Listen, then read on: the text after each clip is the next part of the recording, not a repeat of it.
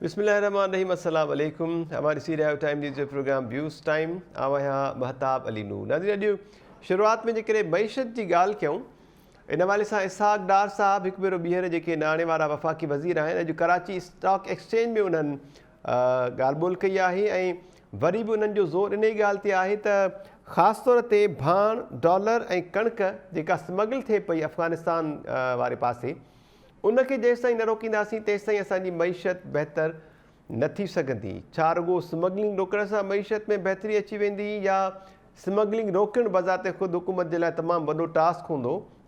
Smuggling खे रोके कीअं सघिबो, इन जे लाइ को ईअं खणी चइजे त लाइन ऑफ एक्शन बि न जोड़ी वई आहे? इन बाबति इसहाक़ डार साहब ॻाल्हि न कई आहे।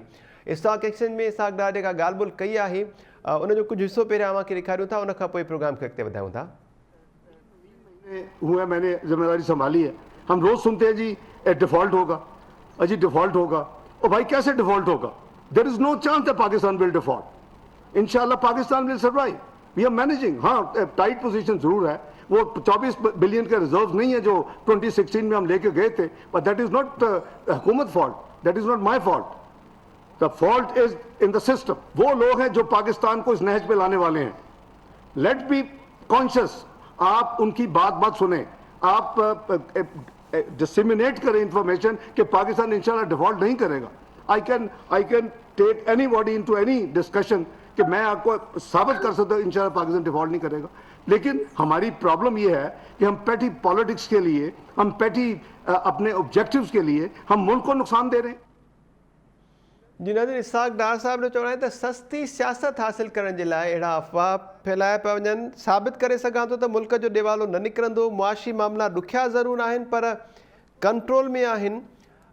इसहाक़ डार जेका ॻाल्हि ॿोल कई, इन ते पैनलिस्ट जी राय शामिल कंदासीं। उन सां गॾु ॿियो जेको राउंड हूंदो प्रोग्राम जो, उन में ॻाल्हि कंदासीं इमरान ख़ान ऐं बिलावल भुट्टो ज़रदारी साहब जेके ॻाल्हियूं कयूं आहिनि। इमरान ख़ान चवे पियो त हिकु भेरो ॿीहर हुन जनरल रिटायर्ड बाजवा ते तनक़ीद कई आहे।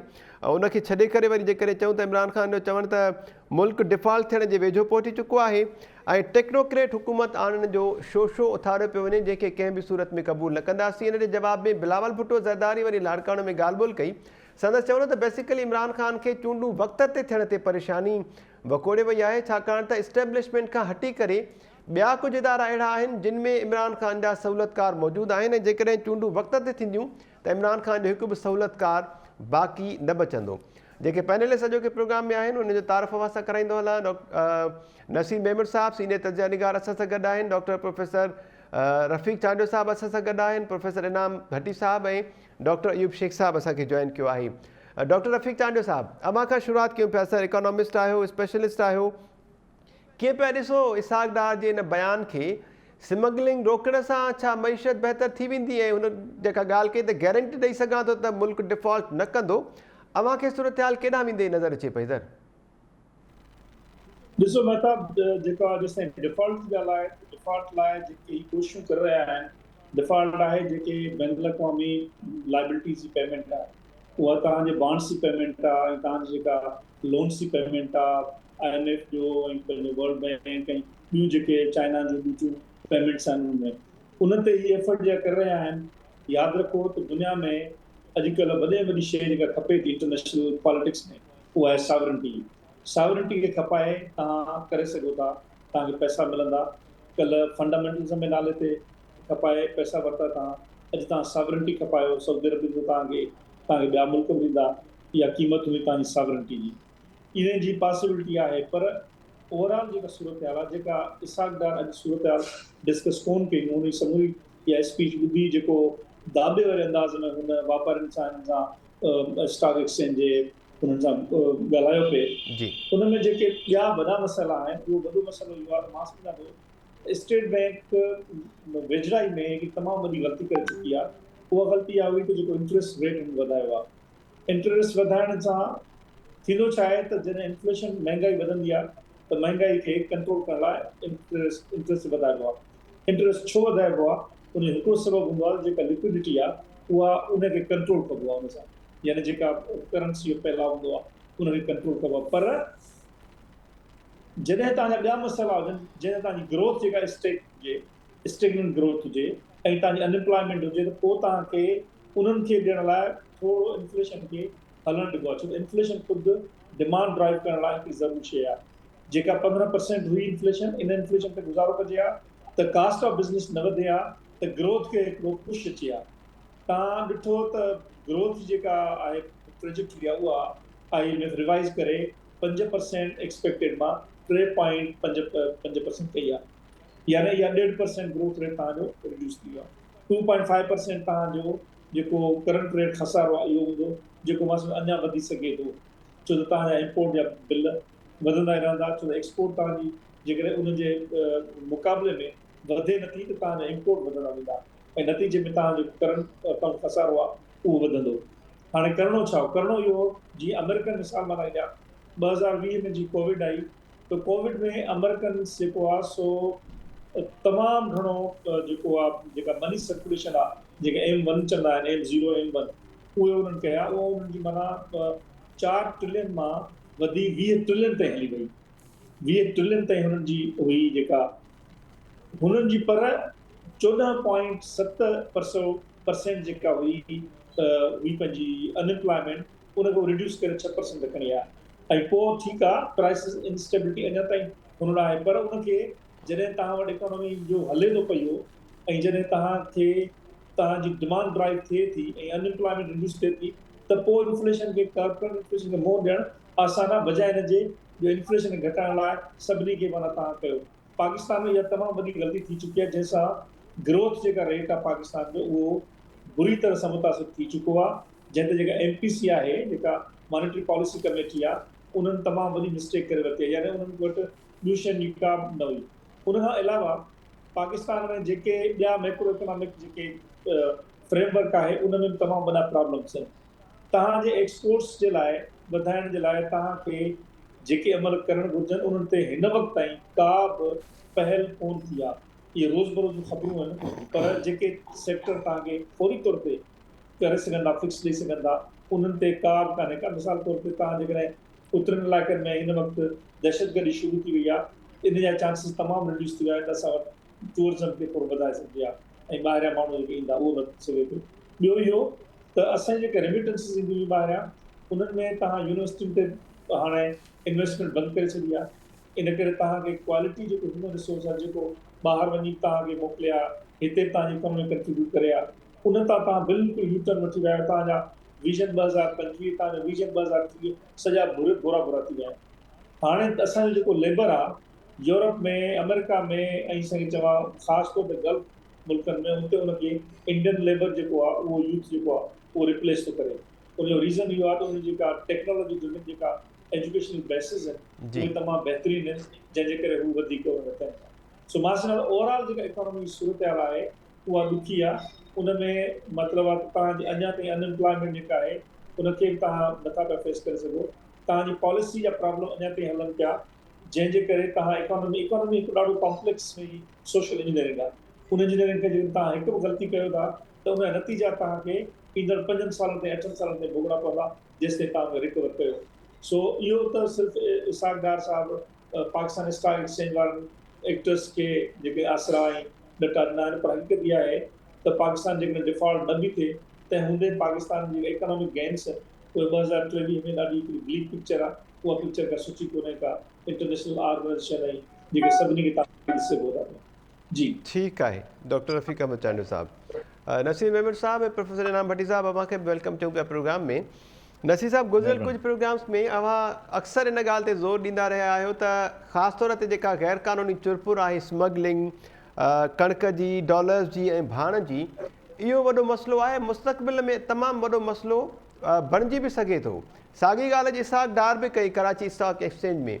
इन ते थोरो ॻाल्हाइजे त इहो मसइलो आख़िर हल कीअं थींदो? स्मगलिंग खे रोकण जो को लाइन ऑफ एक्शन बि न पियो ॾिनो वञे, ऐं छा इहा स्मगलिंग रोकणु हुकूमत जे वस में आहे? ऐं जेकॾहिं इहा स्मगलिंग रोकी बि वञे त पोइ मईशत बहितर थी वेंदी?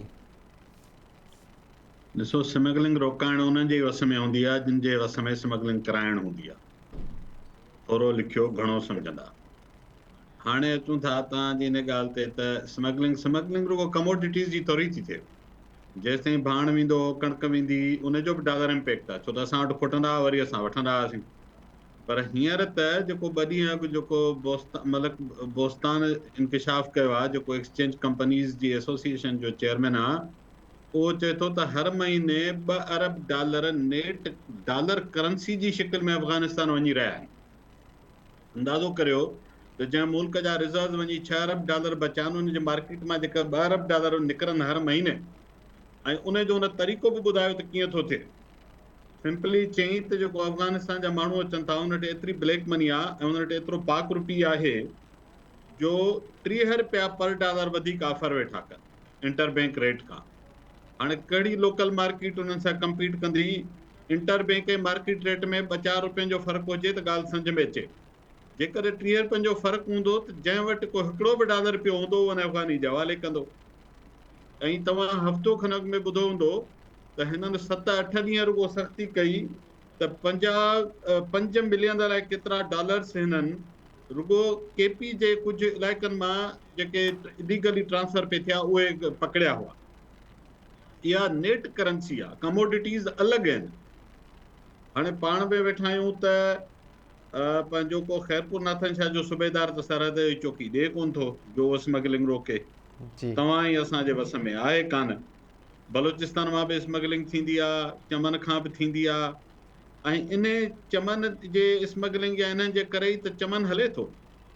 तंहिं करे उन खे रोकण वारियूं ख़्वाहिशूं तव्हां ऐं जेको डार साहब आहे उन्हनि खे मुबारक हुजनि, रखंदा रहो, दुआ घुरंदा रहो, ख़्वाहिश बि कंदा रहो। बंदि कान थींदी, इंशाअल्लाह ताला कान थींदी। इन में स्टेक्स तमामु वॾा आहिनि। बाक़ी जेको इकोनॉमी जो मामिलो आहे, रफ़ीक तमामु उन जो सुठो ॻाल्हायो। तव्हां वटि डॉलर इनकम जा सोर्सिस आहिनि कहिड़ा? डॉलर आणण जा सोर्सिस हूंदा ई 2-3 आहिनि। या तव्हांजी एक्सपोर्ट एॾी गेन ग्रो करे जो तव्हां वधीक डॉलर आणियो, या तव्हां वटि डायरेक्ट फॉरेन इन्वेस्टमेंट थिए, FDI फॉरेन डायरेक्ट इन्वेस्टमेंट थिए, उन मां आणियो, रेमिटेंसिस आणियो। इहे जेके 3 सोर्सिस आहिनि, इहे 3 ड्राई पिया थियनि। हिते त हाणे हालत अहिड़ी आहे, हीअ जेका हाणे वेव आई आहे, रफ़ीक सही थो चओ, उन खां पोइ टूरिज़म त छा हिते को पान ॿीड़ी जी कैब बि न खोलींदो। कल्ह खां हिननि ऐलान कयो आहे, पंहिंजो फॉरेनर्स खे झलियो अथनि त तव्हां इस्लामाबाद जे वॾियुनि होटलुनि में न वञो। हींअर पीक टाइम हूंदो आहे, माण्हू ईंदा आहिनि ऐं मैरियट ऐं हिननि में वॾा क्रिसमस फंक्शन्स कंदा आहिनि या पंहिंजो न्यू ईयर सेलिब्रेशन्स थींदियूं आहिनि। कुकड़ुक लॻी पई आहे, तव्हां हुननि होटल्स जे लॉबीज़ में वञो त माण्हू डप में निकिरनि नथा पिया। त केरु ईंदो जेको हिते हिन हालत में इन्वेस्टमेंट कंदो आहे? सयाह को ख़ुदकशी करणु अचे ॿी ॻाल्हि आहे, ॿियो हिते करण लाइ सयाह वटि कुझु बि कोन्हे को, मिलंदसि बीयर जो टिन बि कोन। त हिते छा अची करे सयाह वीचारो? उन खां पोइ जेको लोकल टूरिज़म आहे उहो बि नथो थी सघे। तव्हांजा मोटरवेज़ ॾींहं जा 12 कलाक हूअं ई कोयड़े जे करे बंदि आहिनि। तव्हां समूरो जेको टूरिज़म वारो सेक्टर आहे, फॉरगेट अबाउट देम। ॿी का इन्वेस्टमेंट हिन हालत में कड़ी थींदी? जॾहिं तव्हांजी टेक्सटाइल मिलनि वारा चवनि था त असांखे बिजली ऐं गैस एतिरी नथी मिले जो असां पंहिंजी टेक्सटाइल जो कारखानो हलायूं। हींअर पंजाब जे फैक्ट्रीज़ में हज़ारनि में न लखनि में ओरियत बेरोज़गार थियल आहिनि। रोज़ हुननि जे अप्टिमा या जेका बाडी आहे हुनजा इश्तिहार पिया था। जेका तव्हांजी रेमिटेंस ईंदी हुई उहा हिन हालत में कोन ईंदी। रफ़ीक सही थो चए, लेबर रिप्लेसमेंट पई थिए, बल्कि अरब कंट्रीज़ त हाणे पंहिंजे इंडिजिनियस हायरिंग ते हलिया विया। उहे हाणे कोशिशि कनि पिया त जिते बि को हिकिड़ी जाइ ख़ाली थिए, ख़ासि तौर सर्टेन एग्जीक्यूटिव लेवल उन खां मथे लेबर खे छॾियो, उते त उहो ॿाहिरियों माण्हू आणण बि कोन था चाहिनि। त इन सिचुएशन में जॾहिं तव्हां डॉलर न ईंदो ऐं ॾियणो तव्हांखे तमामु घणो आहे, पोइ रस्तो छा बचंदो? पोइ आहे किस्तो हथ में, जेको असां 70 सालनि खां सिखी आहे टेक्नोलॉजी। अॻे हिकिड़े हथ में हूंदो, हाणे ॿिन्ही में आहे, हिकिड़ो विच में बि आहे, हलंदा था वक़्तु किथां न किथां मिलियो वञे।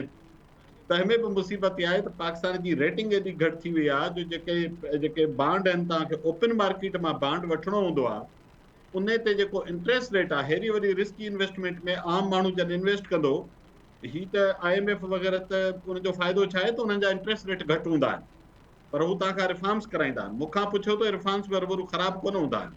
इन ते अलॻि तव्हां वेही ॻाल्हायो, रफ़ीक साहिब जो सब्जेक्ट आहे, सभु रिफॉर्म्स ख़राबु बि कोन हूंदा आहिनि। हू रुॻो चवंदा एतिरो कमायो जो असांजे कर्ज़ लाहिण जहिड़ा थियो न। तव्हांखां पाड़े में दुकानदार खां उधर वठंदो त तव्हांजी इनकम जा सोर्सिस ॾिसी तव्हांखे उधर ॾींदो आहे, त तव्हांखे 1000 रुपए जो सीधो ॾिए या 200 रुपए जो ॾिए या 300 रुपए जो। बिल्कुलु ठीकु सर। त इन सॼे माहौल में डिफॉल्ट करणु न करणु हिकिड़ी ॿी ॻाल्हि सम्झो, भला टेक्निकली डिफॉल्ट छा खे चइबो आहे? तव्हांजे रिज़र्व में, असांजे रिज़र्व में जेके हींअर पैसा आहिनि, सा अनटचेबल मनी आहे। उहे चीन ऐं हुननि असांखे इन लाइ ॾिना त उहे रखिया पिया हुजनि, तव्हांजी बैलेंस शीट में ईंदा। प्रैक्टिकली त तव्हां हुनखे छा चवंदो? हफ़ीज़ पाशा 6 महीना चई चुको त असां डिफॉल्ट करे चुका आहियूं, रुगो डिक्लेयर नथा कयूं।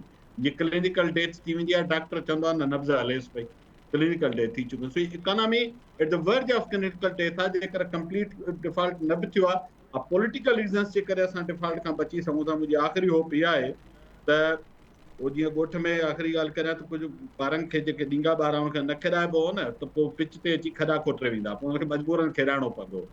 सो पाकिस्तान खे खेॾाइणो पवंदो न त पिच ते खॾा खोटींदो, तंहिंजे करे शायदि डिफॉल्ट खां बचूं, बाक़ी हाल पूरा आहे।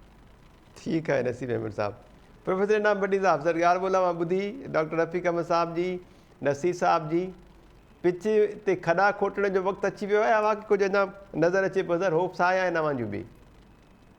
मेहताब महिरबानी, ॻाल्हियूं ॾाढियूं मज़ेदार आहिनि। मूंखे लॻे थो नसीर वारी ॻाल्हि खां पोइ असांखे पाण खे हाणे हिन खे चवणो पवंदो त वा तव्हां सां गॾु आहियूं, खॾा खोटियो। असीं शरीफ़ ॿार बि अहिड़ा ई बदमाश थी तव्हां सां गॾु बीहंदासीं, मुल्क त हले न त असांजो छा थींदो? नसीर, वाक़ई सूरत हाल मुल्क जी जेका आहे उहा हींअर खां न, मुल्क जी जेका मौजूदा सूरत हाल आहे उहा गुज़िरियल ॾहाकनि खां वठी इन तरफ़ डिक्लाइन थींदी पई वञे। मुल्क जी डिक्लाइन उन ॾींहं खां शुरू थी जंहिं ॾींहुं तव्हांजे मुल्क जो सनअतकार हितां पंहिंजी सनअत खणी बांग्लादेश वञी करे उन सीड़पकारी कई। तव्हांजे मुल्क जो ॾेवालियो उन ॾींहं खां शुरू थी वियो जंहिं ॾींहुं तव्हांजे सनअतकार पंहिंजी सनअत बंदि करे साॻी प्रोडक्ट चाइना जी मार्केट मां ठहिराए हिते लेबल लॻाए पंहिंजी जेका आहे सा दुकानदारी जे नाले ते उहा हिते खपाई पए। तव्हांजी सॼी जेका आहे सा मुल्क जो ॾेवालियो उन वक़्तु निकिरी वियो जंहिं वक़्तु तव्हां पंहिंजे मुल्क जे पैदावारी वसीलनि खे वधाइण जे बजाए तव्हां दुनिया सॼी जे बाक़ी ॿियनि नंढनि वॾनि सभिनी मुल्कनि जे मुफ़ादनि जी जंग लड़ण जे लाइ ऐं उन्हनि जे मुफ़ादनि खे सर्व करण जे लाइ पंहिंजी सरज़मीन पे ॾिनी ऐं पंहिंजो पाण खे उन्हनि जे चौकीदारी जे लाइ पे आछियो। उन वक़्तु तव्हां जूं इहे सभु शयूं ख़तमु थी वियूं। साॻे ई वक़्तु दुनिया जा उहे नंढड़ा मुल्क जिन जी का हैसियत ई न हुई, उहे सिर्फ़ु पंहिंजे सही पॉलिसियुनि जे करे, सही पंहिंजे जेको आहे सो इकनॉमिक डायरेक्शन्स जे करे ऐं पंहिंजी सही क़यादत जे करे तव्हां खां अॻिते निकिरी विया। ॿियनि खे छॾियो, जेकॾहिं बांग्लादेश खे ई ॾिसूं त उहो अॼु किथे पहुतो आहे, असां किथे आहियूं। ऐं इन जो सॼो जेको ॾोह आहे उहो उन्हनि ते आहे जेके दावा कनि था त असीं मुहिब वतन आहियूं, असीं मुल्क जा वफ़ादार आहियूं, असीं मुल्क जो दिफ़ा बि कयूं था, असीं मुल्क जे ऐवाननि खां वठी करे हर शइ खे इन नज़र सां ॾिसूं था त असांजो मुल्क कीअं तरक़ी कंदो। हीउ मुल्क पाईंदाबाद वारो ऐं ताबद ज़िंदह रहण वारो जेको नारो आहे उहो सिर्फ़ु नारो ई हो। उन खोखले नारे जे पुठियां हिननि सभिनी जूं नीयतूं जेके हुयूं हक़ीक़ी तौर ते न हुयूं। ऐं हक़ीक़ी तौर ते जेकॾहिं हिन मुल्क सां केरु वफ़ादार आहे त उहो माण्हू आहे जेको पंहिंजी साफ़ सुथरी ज़िंदगी बाकिरदार तरीक़े सां हिन मुल्क में ॾुखी सुखी हालतुनि में बि हर लिहाज़ खां गुज़ारे थो ऐं मुल्क लाइ सर्व करे थो। हीउ उहो हींअर जेको जंहिं नहज ते पहुता आहियूं उन में इहे सभु शामिल आहिनि। सियासत सियासी जमायतूं जेके इक़्तिदार जी कुर्सी जे कढ फिरंदे पंहिंजो सभु कुझु क़ुर्बान कनि था, पंहिंजो कुझु नथा कनि, मुल्क जो क़ुर्बान कनि था। ऐं ॿिया उहे जेके उन म्यूज़िकल चेयर में हथु विझो उनखे फेराईंदा वतनि था, कॾहिं उनजो मुंहुं कंहिंजे पासे था करे छॾनि, कॾहिं कंहिंजो मुंहुं कंहिंजे पासे था करे छॾनि, या वरी जेका उहो म्यूज़िक वॼाए बि आहे उहा जंहिंजी मर्ज़ी ते पइनि थो ते म्यूज़िक खे बंदि था कनि त उहो वेहे, ऐं जंहिंखे लाहिणो अथनि त उन ते वरी म्यूज़िक हलाए था छॾनि त भले अॻिते हली पए।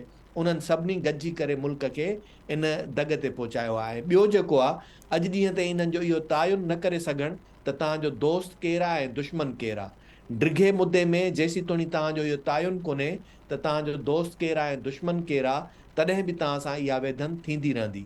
असां जंहिं तरफ़ खां सम्झो पए त उहे असांजा दोस्त आहिनि, अॼु तव्हांजे लाइ वॾे खां वॾो चैलेंज उहे बणिजी चुका आहिनि। ऐं अॼु बि मूंखे हैरत आहे त पाकिस्तान जी ख़ारजा पॉलिसी में हींअर बि उहो तरजीह ते आहे त अफ़गानिस्तान खे दुनिया जेका आहे आलमी बिरादरी जेका आहे उहा उन सां ॻाल्हाए, उन जे लाइ बहितर रस्ता कढे ऐं पाकिस्तान उन जे लाइ राह हमवार करण लाइ कोशिशूं कंदो रहे थो।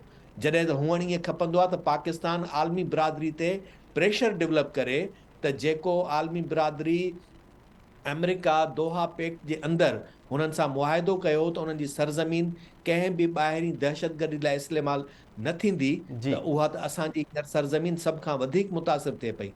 असीं हींअर बॉर्डर जेकॾहिं बंदि था कयूं त तव्हां यकीन ॼाणियो पाकिस्तान जी सॼी जेका दिफ़ाई मशीनरी आहे उहा थरथले में पइजी थी वञे। त हाणे बॉर्डर जेकॾहिं बंदि करण जो ऐलान था कयो त मुल्क जे अंदरि सूरताल ख़तरनाक थी वेंदी।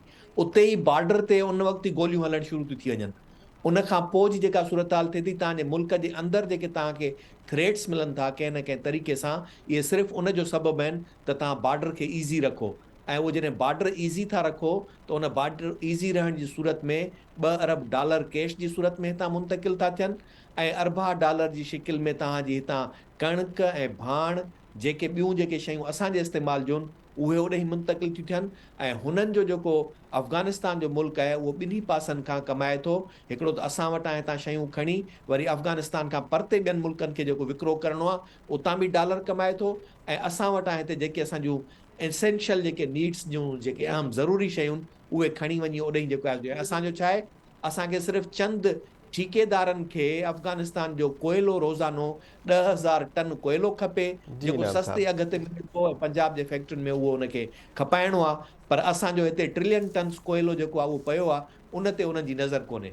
अफ़गानिस्तान में कुझु मिनरल्स लाइम स्टोन खां वठी करे कुझु क्ले अर्थ थींदी आहे, कुझु ॿिया फुलर मटीरियल्स थींदा आहिनि, उहे जेके रा शिकिल में सस्ते में हिननि खे मिलनि था, उहे जेके उन्हनि जा वेस्टेड इंट्रस्ट जिन जा आहिनि उन्हनि जे लाइ उन्हनि खे उहो बॉर्डर खुलियो रखणु खपे ऐं रहणु खपे। उन्हनि जी उहा कोशिशि आहे। पर ठीकु आहे उन्हनि सर। खे इहा ख़बर थी पए त इन बॉर्डर सां जेका हितां असांजी तबाही थिए थी उहा कहिड़ी थी थिए। हैरत इहा आहे महताब, आऊं इन जुमिले सां ख़तमु कंदुसि जी। त जंहिं मुल्क जो इंटरनेशनल ट्रेड रूट तव्हां वटां हुजे उहो तव्हांजो मोहताज कोन्हे, तव्हां उनजा मोहताज आहियो। इहा हिकिड़ी हैरत जहिड़ी ॻाल्हि आहे। तव्हां आर्मी, तव्हां एटम बम, तव्हां आलमी तौर ते तालुकदारी वास्तेदारी में ताक़तवर हुजो, पर हिकिड़ो मुल्क जेको दुनिया सॼी खां कटियल आहे, अक़वाम मुतहिदा में क़बूल कयल कोन्हे, जंहिं वटि न पंहिंजो समुंड आहे न को ॿियो शइ, उहो तव्हां खां वधीक ॾाढो ऐं ताक़तवर आहे। छाकाणि त हुन वक़्तु हींअर उहा टेक्नोलॉजी वधीक ताक़तवर आहे जेका कंहिं वक़्तु में असां वटि हुई, ऐं उहा आहे दहशतगर्दी जी टेक्नोलॉजी। उहा ठीकु आहे। दहशतगर्दी जेका टेक्नोलॉजी आहे तव्हांखे मारियूं वेठी आहे। जी ठीकु आहे प्रोफेसर इनाम भट्टी साहब। नाज़रीन, ॻाल्हि ॿोल हले पई त स्मगलिंग रोकणु जेको आहे उहो नागुज़ीर बणिजी चुको आहे। जेसि ताईं भाण जी, कणिक जी ऐं डॉलर जी स्मगलिंग खे न रोकियो वेंदो तेसि ताईं मईशत बहितर न थींदी। इसाक डार साहब अॼु हिकु भेरो ॿीहर इहा ॻाल्हि कई आहे ऐं उन्हनि जो चवणु आहे त मां गारंटी ॾियां थो त मुल्क डिफॉल्ट तरफ़ न वेंदो ऐं न ई वञी रहियो आहे। डॉक्टर अयूब शेख साहब, अव्हांजी छा राय आहे सर? छा कमेंट कंदव इसाक डार जी हिन ॻाल्हि ते?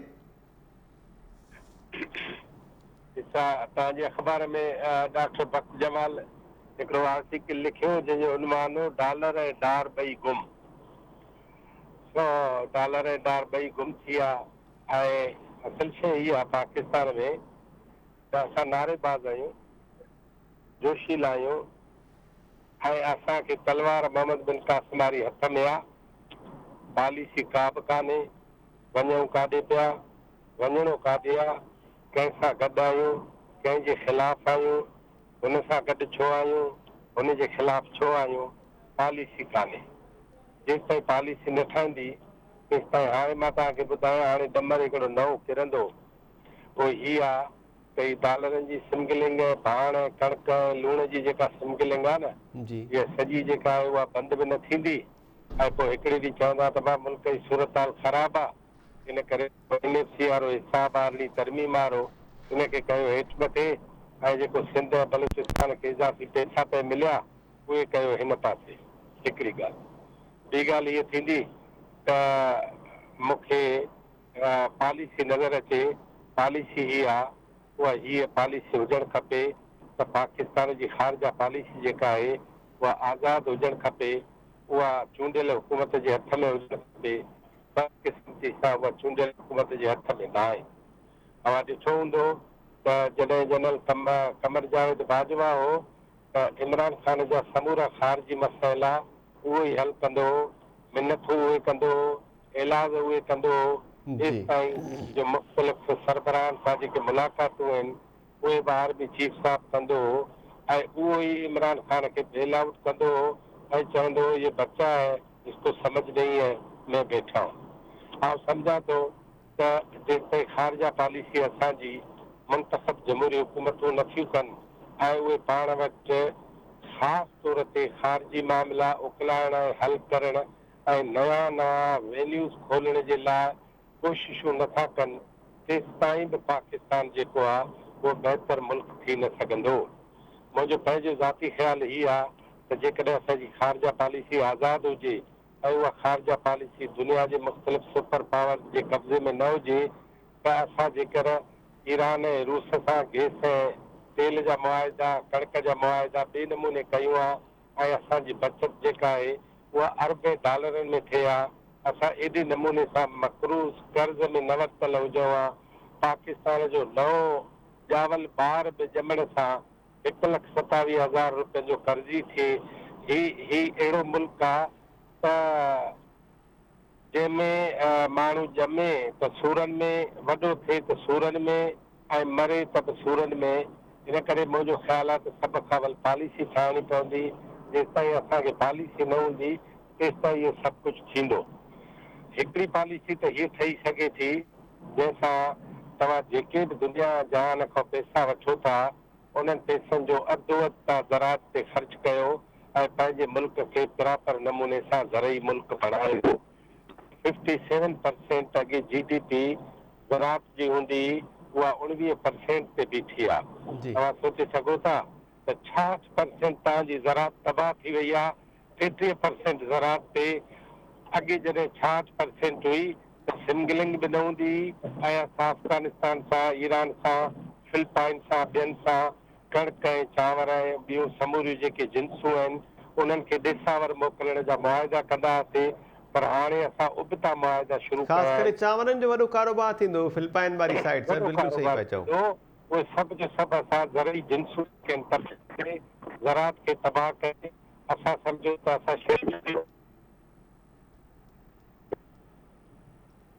जी डॉक्टर तुंहिंजो हाल तव्हांखे जनाब इनाम भट्टी साहब ॿुधायो त तव्हांजा समूरा सनअतकार या त मिडल ईस्ट हलिया विया या हलिया विया बांग्लादेश जंहिं बांग्लादेश सां तव्हां नफ़रत पई कई उन बांग्लादेश जे ख़िलाफ़ तव्हां हाणे लफ़्ज़ बि न करे नथा चई सघो जो तव्हांजा अधु वधि सनअतकार उते शिफ्ट थी विया आहिनि अधु वधि तव्हांजी सनअत उते बीठी आहे ऐं चीन खे कुझु बि नथा चई सघो छो त तव्हां वटि न बिजली आहे न गैस आहे ऐं प्रोडक्ट इनाम साहब सॼी ॻाल्हि सॼे तफ़सील सां करे छॾी आहे आउं त चवां GDP 57% ते आणींदव त पाकिस्तान हिकिड़ो ख़ुशहाल मुल्क थी वेंदो ॿी हिकिड़ी ॻाल्हि त उहा असां सभिनी खे ज़हन में रखणु खपे उहा हीअ आहे असां जेको बि हुकूमतुनि ते जंहिंजी बि हुकूमत हुजे हुक्मरान तब्क़नि ते जेके बि हुजनि उन्हनि ते जेके लानत मलामत कयूं था या उन्हनि जी इल परफॉर्मेंस ते जेको कुझु ॻाल्हायूं था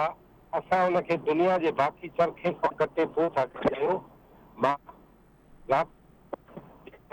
दुनिया में ॾिसां थो उन्हनि अंगद अखरनि में अॼु दुनिया अंदरि जेको रिसेशन आहे अमेरिका जहिड़ो मुल्क जेको इन्फ्लेशन जे हवाले सां फासी पियो आहे बर्तानिया मिड़ई साह पियो खणे ऐं दुनिया जे समूरनि मुल्कनि में जेका महांगाई अची वई आहे उहो सभु जो सभु शयूं जेके आहिनि न मां तुर्की वियुसि हुते 300 रुपए तेल हो लीटर हाणे उहा ॻाल्हि मूंखे हिते ॿुधाईंदे शर्म इन करे थो अचे जो तुर्की जे मुल्क जे ख़िलाफ़ मां ॻाल्हाए नथो सघां इंडिया ते असां कमेंट्स करे नथा सघूं ईरान जीअं त ॿिए अक़ीदे जो मुल्क आहे असां फासी पिया आहियूं पॉलिसियूं कोन्हनि के इन करे असांखे पॉलिसियूं ठाहिणियूं पवंदियूं पंहिंजी प्रोपेगेंडा ठाहिणी पवंदी ऐं सभ खां अवल पंहिंजे मुल्क जे माण्हुनि खे वाक़ुफ़ करणो पवंदो किथे आहियूं नारो न खपे कमु खपे अमली तौर ते जेकॾहिं ही रिसेशन ईअं 4 साल ॿिया हलियो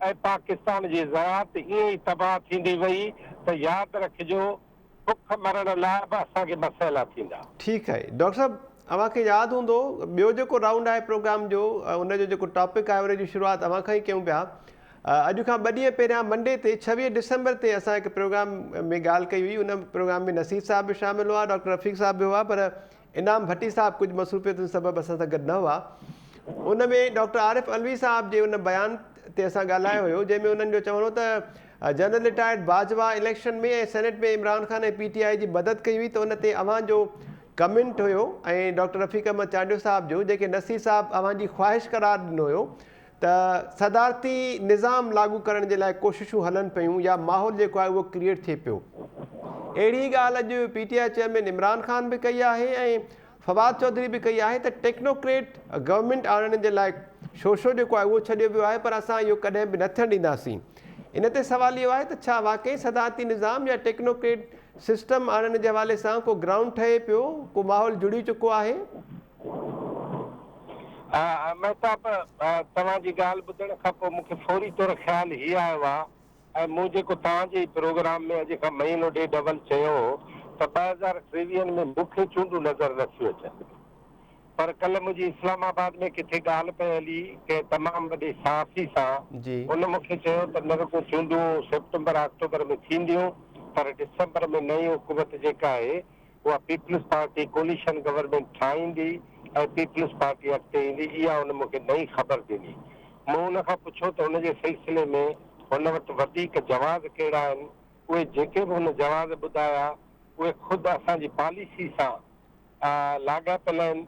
इन करे पॉलिसी मूजिबि असां वटि पीपल्स पार्टी वरी बि ठहकंदड़ ऐं मौज़ून पार्टी साबित थींदी, जेका लेफ्ट राइट अपर हेठि मथे सभिनी हंधनि ते जेको आहे उहो क़ाबिल क़बूल हूंदी। तंहिं करे इन ॻाल्हि जा इम्कान हुन जयत साफ़ी मूजिबि त ईंदड़ साल, पर मूंखे इलेक्शन नज़र ई नथी अचे। साफ़ी साहब त मूंखे चयो, पर मूंखे इलेक्शन 2024 खां अवल नज़र नथी अचे।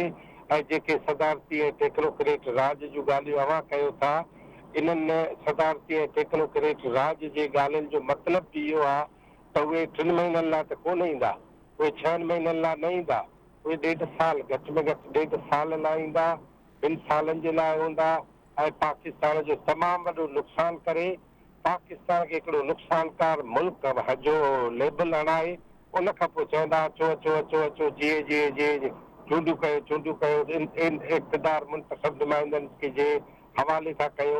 आउं सम्झां थो त ही वञनि ॿुधाइनि टेक्नोक्रेट था कंदा ही सदारती निज़ाम, चूंडूं थींदियूं कोन, मुल्क जी सूरत हाल आहे कान, ऐं इहे ॻाल्हियूं आहिनि मुंहिंजी नज़र में वधीक ॾिसूं। ऐं वरी मुंहिंजो दोस्त आहे ऐं ज़बरदस्त माण्हू आहे, ज़बरदस्त इंसान बि आहे नसीर मेमन, उन जेका चई त मुंहिंजी ख़्वाहिश आहे, मुंहिंजी ख़्वाहिश त सभ खां वॾी आहे त वज़ीर आज़म मां थियां। उहा ख़्वाहिश मुंहिंजी को ॿुधे ई नथो, बाक़ी सदारती निज़ाम वग़ैरह मुंहिंजी ख़्वाहिश कान्हे। ठीकु आहे डॉक्टर अयूब शेख साहब, thank you so much sir. Naseer Memon साहब, अव्हां खां कमेंट वठंदासीं। डॉक्टर साहब चवनि पिया त हुननि जी त वॾी ख़्वाहिश इहा आहे त पाण वज़ीर आज़म थियनि, उन ख़्वाहिश ते तव्हां को ध्यानु ई न पिया ॾियो। बाक़ी सदारती निज़ाम जे हवाले सां ॻाल्हि ॿोल त थिए पई, केतिरी हक़ीक़त ॾिसो पिया सर, ग्राउंड रियलिटी कीअं आहे, जेको माहौल ठहे पियो, सदारती निज़ाम या टेक्नोक्रेट गवर्नमेंट, ईंदड़ आम चूंडुनि जे हवाले सां बि ॻाल्हियूं थियनि पियूं त उहे शायदि मुक़ररु वक़्त ते नथी सघनि। ॾिसो, सिंधीअ में हिकिड़ी चवणी आहे त कां मरी विया जो लोलो हज ते वेंदो। सो हेॾियूं सियासी धुरियूं वेठियूं आहिनि से इहे टेक्नोक्रेट्स ईअं ई प्लेट में हुकूमत रखी ॾेई छॾींदा, मूंखे अहिड़ी नौबत कान थी नज़र अचे। ॿी ॻाल्हि इहा त जिन खे अहिड़ी हुकूमत खपे, सियासतदाननि कहिड़ो अहिड़ो कमु करण खां वीचारनि जवाबु ॾिनो आहे जो हर भरू टेक्नोक्रेट्स खे तकलीफ़ ॾींदा। कहिड़ी फरमाइश आहे जेका पूरी न कई अथनि, जंहिंजे करे तव्हांखे का ॿी धुर आणणी पए। जॾहिं नाले मात्र सियासी निज़ाम बि मौजूदु आहे, डेमोक्रेसीअ जो हिकिड़ो पोश बि चढ़ियो पियो आहे ऐं सभु कुझु ठीकु पियो हले, त पोइ टेक्नोक्रेट्स छो आणींदा? पर्सनली जे मूंखां पुछो त मां नथो सम्झां त टेक्नोक्रेट्स वटि का गवर्नमेंट हलाइण जी एबिलिटी आहे। टेक्नोक्रेट्स ॾेई वठी पंहिंजे उन नंढे डोमेन में को हिकिड़ो नंढो इदारो हलाए सघनि। मिसाल पंहिंजो आयो न, ही छा नालो आहे पंहिंजो, असद उमर जी, एंग्रो जो प्रेसिडेंट हो न, टेक्नोक्रेट हो, एंग्रो सुठी हलाए वियो हूंदो या जड़ी बि हलाई हूंदई, पर पोइ हुकूमत में छा करे सघियो? हुकूमत में त कुझु बि डिलीवर कोन थियुसि। नाणे जी वज़ारत आहे न, महिल सां IMF सां मुआदा न करे सघियो, बाग़ीचे में ॻाल्हि पई। त हुकूमतूं हलाइण is totally a different ball game. Technocrats लाइ जेकर केरु सोचे थो त हुकूमतूं हलाईंदा, इहो हर सीज़न में असां ॿुधंदा आहियूं टेक्नोक्रेट्स था अचनि। अॼु ताईं तव्हां ईंदे ॾिठा आहिनि टेक्नोक्रेट्स, पाण में वेठा आहियूं। हिकु अधु को टेक्नोक्रेट ॿाहिरां उन वक़्तु आणींदा हुआ 90 जे ॾहाके में रिवायत हुई, या पोइ मुशरफ जे दौर में, जंहिंजे थ्रू उन वक़्तु जेको कंगालपुणो उन जी इंटरनेशनल एड वठणी हूंदी, पोइ कॾहिं शौकत अज़ीज़ खे खणी ईंदा, कॾहिं हफ़ीज़ शेख अची वेंदो, कॾहिं तव्हां ॾिठो त मोइन कुरैशी वीचारो जंहिंजे लाइ मोइन कुरैशी मुल्क खां अलाए कहिड़े मुल्क में घुमियो पियो, उनखे खणी आया, उनखे जेका कसम खणण वारी तकरीब हुई उन लाइ जेका वास्केट पे खपी जी उन जी साइज़ कोन्हे, उन्हनि जे भाउ जी साइज़ ते उहा ठहिराई वई ऐं उनखे जीअं जहाज़ ते अञा जहाज़ बीठो त अंदरि वञी पाराए आयोसि त हाणे तूं लही पियो, तोखे कसम खणो हितां खां वास्केट पायो शेरवानी। सो ईअं हूंदा आहिनि जेके तव्हांखे आणा पवंदा आहिनि। इन्हनि मां छा मिलियो, उहे छा ॾेई वियो आहे मूंखे ॿुधायो। उन वक़्तु हुयो त उन्हनि खे पंहिंजे मर्ज़ीअ जूं जेके ख़्वाहिशूं पूरियूं कराइणियूं उहे उन्हनि खां कराइनि। त मुंहिंजो ख़्यालु आहे त हाणे उहे सभु ख़िदमतूं सियासी धुरियूं मिली जुली गॾिजी सुठे नमूने अदा कनि पयूं। इमरान ख़ान बि अदा कयूं, PDM बि अदा करे पई, इन्हनि मां कंहिं रेज़िस्ट कयो आहे। सो आई डोंट थिंक त को टेक्नोक्रेट्स ईंदा या टेक्नोक्रेट्स वटि सोल्यूशन आहे। प्रॉपरली प्रोसेस जे थ्रू चूंडियूं थींदियूं। ही जेका हुकूमत में हींअर धुर वेठी आहे उन्हनि जी कोशिशि ऐं एफर्ट इहा आहे त घटि में घटि ही सिस्टम मां न्यूट्रल हिननि जी ख़्वाहिश आहे। ही चाहिनि था त ही सिस्टम खे इन्फ्लुएंस न थिए ऐं थोरा घणा बेसिक रिफॉर्म्स अचनि त ॿी हुकूमत में जेकर इहो प्रोटेक्शन ऐं पेट्रोनाइज़ेशन ख़तमु थींदे त ख़ान साहब हूअं ई आउट थी थो वञे प्रोसेस मां। भई टाइमिंग फैक्टर आहे, मां बिलाल ठीकु थो अचे त अञा कुझु वेठा आहिनि पहलवान जेके वक़्त सां उन वक़्त ताईं न हूंदा। ख़ान साहब इन करे डेस्परेट आहे। So I don't see any hope that technocrats पे अचे। ठीक है नसीब मेमन साहब, thank you so much sir. Doctor Rafiq Ahmed Chando साहब, अवांजो छा कमेंट आहे सर? सदाती निज़ाम या टेक्नोक्रेट वारी जेको ॻाल्हियूं हलनि पियूं अफ़वाह आहिनि या कुझु हक़ीक़त बि नज़र अचे पई? ऐं काइंडली थोरो ब्रीफ बि कजो, टाइम बि घटि बचो आहे सर। मां सम्झां थो त इहा जेका ख़्वाहिश आहे इहा इस्टेब्लिशमेंट जे कोर में मौजूदु आहे। अहिड़ो सिस्टम जेको वन यूनिट टाइप हिकिड़ी शइ ॾिए, छो त ॾिसो जेको इमरान ख़ान जो तजुर्बो उहो तजुर्बो नाकाम थियो आहे। हाणे ॿियो कहिड़ो तजुर्बो आहे, यानी जेको ही डेमोक्रेटिक सिस्टम आहे, पार्लियामेंट्री फॉर्म आहे, इहो पार्लियामेंट्री फॉर्म जेको आहे हुननि खे सूट नथो करे। जेका नसीर साहब ॻाल्हि करे थो, बिल्कुलु मां एग्री थो कयां पार्शली, पर हिकिड़ो हिसो इहो आहे त भले जेका बि मुस्लिम लीग नून ऐं पीपुल्स पार्टी तमामु घणो कुझु कयो आहे, पर पोइ बि तव्हां ॾिसो त मुस्लिम लीग ऐं पीपुल्स पार्टी सां किथे न किथे इख़्तिलाफ़ ज़रूरु थियो आहे, हुन हुकूमत मां कढियो अथनि। जेकॾहिं का बि अहिड़ी एवरीथिंग वॉज ऑल राइट त पोइ छो हुकूमत मां कढंदा? यानी जेको 10% 15% इख़्तिलाफ़ रखनि था न, उहो बि क़ाबिल क़बूल कोन्हे। इसाक डार तव्हांजे आॻो मिसाल, इसाक डार उहो चयो बाबा पैसा कोन्हनि खे, तव्हांखे पैसा किथां ॾियूं? त हीअ तमामु सूरत ख़राबु आहे। इसाक डार सां ज़ाती दुश्मनी थियूं, ज़ाती तौर ते हुनजे बंगलनि ते जेको छॾींदासीं कोन। हे मामिलो जेको एपॉलिटिकल थियण वारी स्टोरी हुई न, उहा स्टोरी मतिलबु इहो त असां वधीक पॉलिटिकल थींदासीं ऐं इहो मामिलो किथां न किथां अॻियां हली था ॾिसो त इहो उबिको खाईंदो। ऐं मतिलबु आहे त हाणे ईअं थी सघे थो त PDM में जेके पॉलिटिकल फोर्सिस हुते उनखे कंट्रोल करे सघनि, पर इहा ॻाल्हि मौजूदु आहे, इहा ॻाल्हि हले थी टेक्नोक्रेट्स बाबति ऐं सदाती निज़ाम बाबति, जेको हिननि खे सूट करे ऐं सूबनि जे हिन चक्कर मां निकिरी अचनि, सॼा टैक्सिस जा सिस्टम हिननि वटि अची वञनि। हिकिड़ी विंडो जेका आहे न, वन विंडो ऑपरेशन थिए, जंहिंसां संगत सां वरी डील करे सघे। सो मां सम्झां थो त इहो आहे, मौजूदु आहे ऐं इन लाइ हू कोशिशि कंदा रहंदा, पर इहो सदाईं पॉसिबल न आहे त हुनजी कोशिशि जेका आहे सदाईं। अरिड़हीं तरमीम ते त भला पीपुल्स पार्टी वारनि कयो पिए, उन वक़्तु किथे हुया? माना ईअं आहे त पीपुल्स पार्टी ऐं मुस्लिम लीग नून जेके पॉलिटिकल फोर्सिस आहिनि उहे करे करे हिकु एज वठनि था, अॻियां वधनि था, इहे कनि था, इहे कंसेशन्स थींदा रहनि था। पर जेकॾहिं हुननि जी का अहिड़ी एब्सोल्यूट मेजॉरिटी हुजे, एब्सोल्यूट माना पावर में हुजनि, जॾहिं हिननि खे हिसो ॾियण जी कोशिशि कनि, त हुनजी ख़्वाहिश इहा ज़रूरु हूंदी, इनखे अॻियां ॾिसी सघिजे थो त कीअं वञे थी ॻाल्हि। जी ठीक है डॉक्टर रफ़ीक अहमद चांडो साहब, thank you so much sir. Professor Inam Bhatti साहब, अवांजी छा राय आहे सर? ॻाल्हि ॿोल अवां टिनी पैनलिस्ट जी ॿुधी, हाणे कंक्लूजन अवां छा ॾींदव इन मामले जो? मेहताब, मुंहिंजे ख़्याल में हिकिड़ी त शइ ज़हन में रखणु घुरिजे त PTI जे पंहिंजे पार्टी जे आइन ऐं मंशूर में पाकिस्तान जे अंदरि प्रेसिडेंशियल निज़ाम जे लाइ ॻाल्हि कयल आहे। हुननि जी त ख़्वाहिश आहे त मुल्क जेको आहे हिकु क़ौम, हिकु वतन, हिकु निसाब, हिकु ॿोली, हिकु ज़ुबान, हिकु मज़हब ऐं हिक ई सदर जे बुनियाद ते हलणु खपे। सो हिकिड़ो इहो त उन्हनि जे तरफ़ां कोई अहिड़े क़िस्म जी थी सघे थी। ॿी जेका टेक्नोक्रेट वारी ॻाल्हि आहे, उहा बि हिन मुल्क जो असली तौर ते सियासी बहरान त पुराणो आहे, मुआशी बहरान हुन सां गॾु हलंदो ई रहे थो। हाणे मुआशी बहरान त तमामु घणो तेज़ी सां मथे अची वियो आहे, पर जेको सियासी बहरान आहे उनखे बि कंहिं तरीक़े सां ई मिड़ई इंगेज रखण जे लाइ या त इहा कोशिशि कनि था। जीअं नसीर चयो त पोइ ही भला जेके वेठा आहिनि इन्हनि मां कहिड़ियूं शयूं जेके हू न करे सघंदा, त ऐन मुमकिन आहे कुझु हिकिड़ा अहिड़ा डिसीशन्स आहिनि जेके ही सियासी जमायतुनि खे करणु ॾाढा ॾुखिया हूंदा आहिनि, जंहिंमें ख़ासि करे मिसाल मुल्क जे अंदरि कहिड़ियूं उहे शयूं आहिनि जेके बंदि थियणु खपनि ॿाहिरां इम्पोर्ट करणु, त जंहिंखां पोइ तव्हांजी डॉलर जी जेका ॿाहिरि नेकाली आहे उहा बंदि थिए। उन में हिकिड़ियूं वॾियूं धुरियूं जेके आहिनि उहे इन्हनि ख़ासि करे पॉलिटिकल जमायतुनि जी थिए थी फैक्ट्रियुनि में, ख़ासि करे मिसाल तौरु जीअं कुझु दवाउनि जूं फैक्ट्रियूं आहिनि, ऐं वरी उन सां गॾोगॾु ही जेका बॉर्डर स्मिगलिंग थिए थी न, उन में बि इन्हनि सियासी जमायतुनि जी घणी मुदाख़लत हुजे थी, उन्हनि जा उन में इंट्रस्ट हुजनि था। पर हक़ीक़ी तौर ते इन्हनि सां गॾोगॾु इन्हनि खां वॾा शेयर होल्डर उहे ॿिया वेठा आहिनि जेके बग़ैर नाले बग़ैर कंपनियुनि जे ओनरशिप जे उन्हनि खां शेयर वठनि था, ऐं उन जे नतीजे में ही मुल्क सॼो ॾेवालो थियो आहे। त तंहिंजे करे सिर्फ़ु इन हिकिड़े रुगो प्रेसिडेंशियल निज़ाम या टेक्नोक्रेट जी हुकूमत क़ाइमु करण सां इहे सभु जेकॾहिं मसइला तव्हांजा हल थियनि था त जी बिस्मिल्लाह सां करे ॾेखारियो, पर मूंखे लॻे नथो, छाकाणि त असुलु मसइलो इहो कोन्हे। असुलु मसइलो इहो आहे तव्हांजी पॉलिसीज़ जी दुरुस्तगी। उहो जेकॾहिं तव्हां पॉलिसियूं सही ठाहींदव ऐं उन्हनि ते गॾियल कंसेंसस सां सभई जमायतुनि खे उन ते पाबंद थी करे हलणो पवंदो, त इहे ई साॻियूं जमायतूं उन्हनि सभिनी जे हूंदे सूंदे सभु कुझु थी सघे थो ऐं सभु करे सघनि थियूं। पर मुंहिंजे ख़्याल में मूंखे ॾुखियाई जेका उहा इहा आहे त ख़ुदि इन्हनि जमायतुनि खां उहे डिसीशन्स थियनि कोन पिया।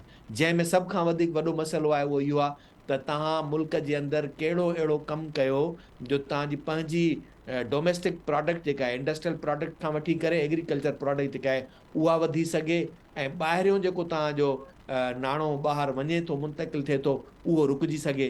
हिते त सभिनी हंधनि ते माफ़ियाऊं न, एतिरियूं माफ़ियाऊं हुननि जो तव्हां कंहिंजो नालो खणंदव, त उहे जेके माफ़ियाऊं जिते जिते इन्वॉल्व आहिनि, हुननि जा हर कंहिंजा जेके इंट्रस्ट आहिनि, उन्हनि जे लाइ सभु शयूं इहे आसान थी थियूं वञनि, पोइ मुल्क जो ॾेवालो निकिरंदो थो वञे।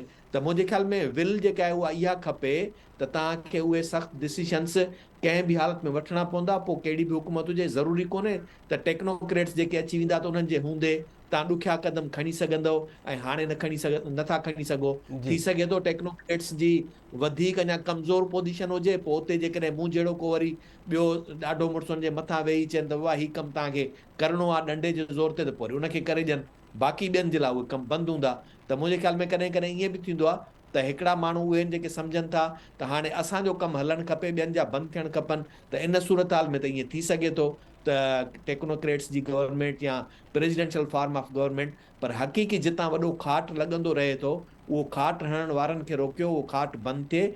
पाकिस्तान जे अंदरि सही सियासी इस्तेहकाम उहो अचणु खपे।